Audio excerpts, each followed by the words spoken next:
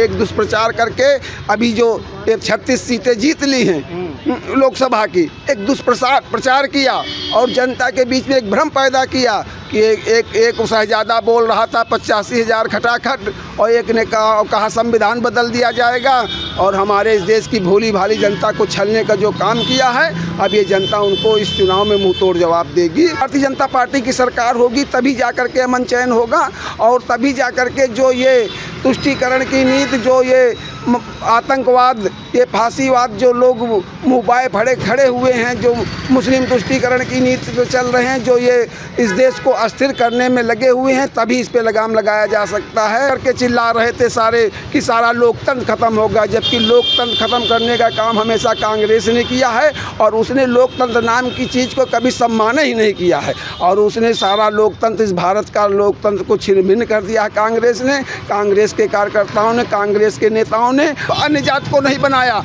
अन्य पिछड़ी जातियों का वोट लेते रहे, मुसलमानों का वोट लेते रहे और दलितों का वोट लेते रहे, लेकिन आज तक किसी को राष्ट्रीय अध्यक्ष का उनमें बनाने की औकात है? बना दें। जब अपने घर के अपने चाचा को नहीं बनने दिया तो किसी अन्य जाति के व्यक्ति को कैसे राष्ट्रीय अध्यक्ष या मुख्यमंत्री बनने देंगे? यूपी की कानून व्यवस्था को आप कैसे देखते हैं? यूपी की कानून व्यवस्था, जब से भारतीय जनता पार्टी की सरकार है और माननीय योगी जी यहाँ के मुख्यमंत्री थे, कानून व्यवस्था में बहुत ही सुधार हुआ है। अभी तो खैर गड़बड़ है ही है, कुछ पूरी तरह से नहीं है, और इस पर और सुधार करने की जो ज़रूरत है, चूँकि जो अधिकारी यहाँ निरंकुश हो चुके हैं। पहले की सरकारों में जो इनका रवैया रहा है वो वही अब भी कुछ अधिकारी चला रहे हैं, जिसके कारण कुछ व्यवस्थाएं गड़बड़ हो रही हैं, जिसके सरकार को बदनाम करने के लिए ये अधिकारी लोग एक गैंग चला रखे हैं कुछ विपक्षी नेताओं से मिलकर के, कि सरकार को किस तरह से बदनाम किया जाए, सरकार की योजनाओं का लाभ जनता को ना पहुंचा करके, सरकार की योजनाओं का लाभ जनता को ना पहुंचा करके अपने युगों पे वो काम करके सरकार को बदनाम करने का काम कर रहे हैं। उस पर बहुत ही ध्यान देने की ज़रूरत है। और रही बात पहले की सरकारों 2017 के पहले की सरकारों में जो कानून व्यवस्था यहाँ की एकदम तो ख़त्म हो चुकी थी। कानून व्यवस्था नाम कोई चीज़ नहीं थी, सरकार नाम कोई चीज़ नहीं थी। राह चलते हुए लड़कियों का बलात्कार हो जाता था, राह चलते हुए लोगों को साइकिलें छीन ली जाती थी, पैसा छीन लिया जाता था। आपने रेप की बात कही, बलात्कार की बात कही, कहते कोलकाता में कहते एक लड़की का रेप हो गया, एक डॉक्टर लड़की, उस पर आप क्या कहेंगे? हम कह तो रहा हूँ कि ये जो विपक्ष की सरकार, जो इंडिया गठबंधन के लोग थे, आज कलकत्ता में इतना बड़ा हादसा हुआ, उस लड़की के साथ वो छात्र थी और वो वहाँ पे काम कर रही थी, उसके साथ वहाँ गैंग रेप हुआ और उसका मर्डर हो गया, और उस पर कोई भी पार्टी का ना अखिलेश, अभी आप अखिलेश यादव से सपा को देख लीजिए, चाहे आप वहाँ के कांग्रेस को देख लीजिए, कोई उस पर बोलने को तैयार नहीं। यही बांग्लादेश पे हुआ। ये सिर्फ हिंदुओं और सनातन को नष्ट नाबूद करने के लिए इन लोगों ने एक कुचक्र चला रखा है, और जिस देश को हिंदू और सनातन को जाति और संप्रदाय में बांट करके, चूँकि वहाँ पे बंगाल में ममता जी की सारी मुस्लिम तुष्टीकरण पे उनकी सरकार चल रही है, और वो वही के तुष्टीकरण करती हुई चली आ रही हैं, इसीलिए वहाँ पे उसको बचाने का कार्य किया जा रहा है सरकार की तरफ से।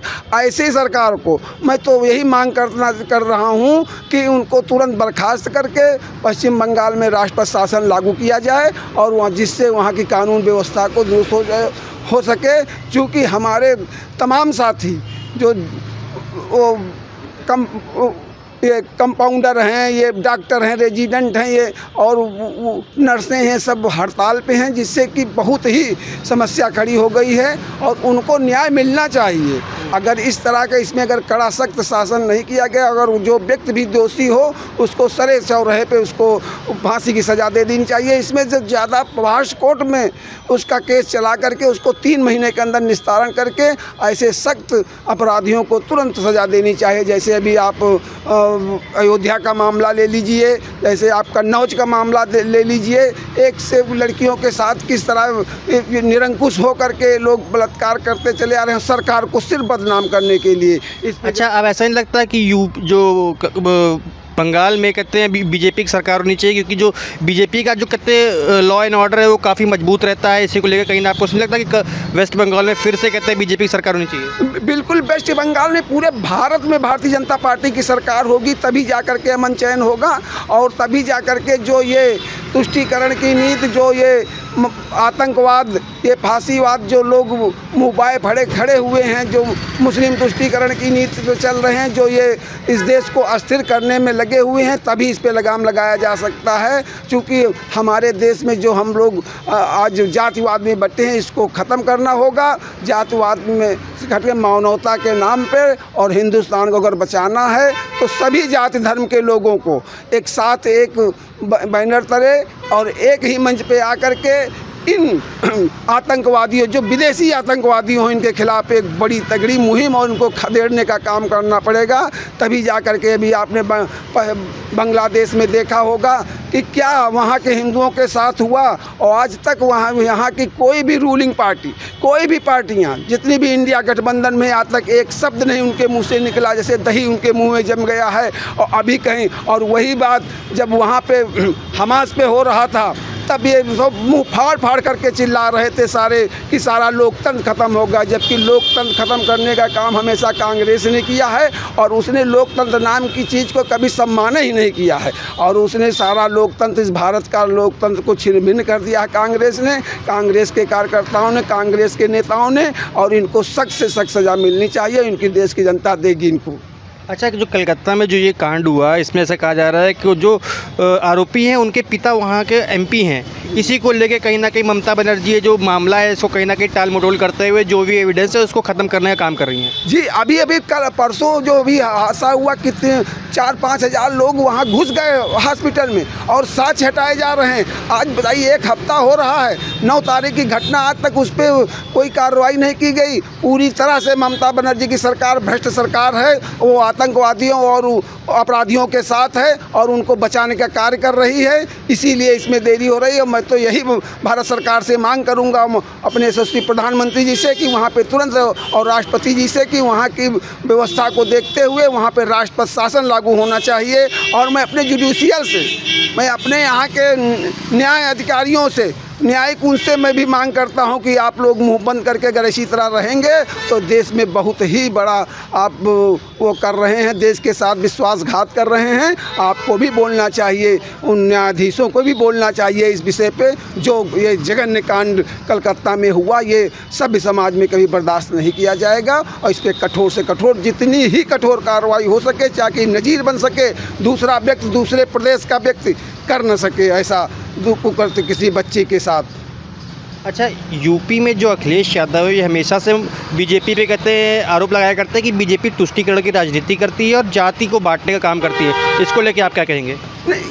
यही तो समस्या है कि तुष्टीकरण की नीति वो क्या कर रहे हैं, मुसलमानों को बढ़ावा वो दे रहे हैं। देश के हिंदुओं, आज तक उन्होंने सिर्फ, बताइए, पिछड़ों जात में सिर्फ यादव का ही परिवार है। आज तक उन्होंने राष्ट्रीय अध्यक्ष किसी भी अन्य जात को नहीं बनाया। अन्य पिछड़ी जातियों का वोट लेते रहे, मुसलमानों का वोट लेते रहे, और दलितों का वोट लेते रहे, लेकिन आज तक किसी को राष्ट्रीय अध्यक्ष का उन्हें बनाने की औकात है? बना दें। जब अपने घर के अपने चाचा को नहीं बनने दिया तो किसी अन्य जाति के व्यक्ति को कैसे राष्ट्रीय अध्यक्ष या मुख्यमंत्री बनने देंगे? और उनको सिर्फ अब आज इस प्रदेश की जनता जान चुकी है, और उनको इस चुनाव में अब मुंहतोड़ जवाब देगी। अब जनता झांसे में नहीं आने वाली। इन लोगों ने एक दुष्प्रचार करके अभी जो 36 सीटें जीत ली हैं लोकसभा की, एक दुष्प्रचार किया, और जनता के बीच में एक भ्रम पैदा किया कि एक शहजादा बोल रहा था 85,000 खटाखट, और एक ने कहा संविधान बदल दिया जाएगा,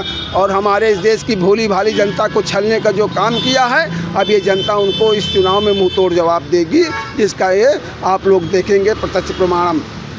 अच्छा, पर कहते हैं अखिलेश यादव ने तो नारा दिया था, पीडीए का नारा दिया था, पर उसके बाद भी आप कह रहे हैं कि वो दलित की, अल्पसंख्यक की कोई भी बात नहीं सुन रहे, पर नारा तो उन्होंने पीडीए का दिया था।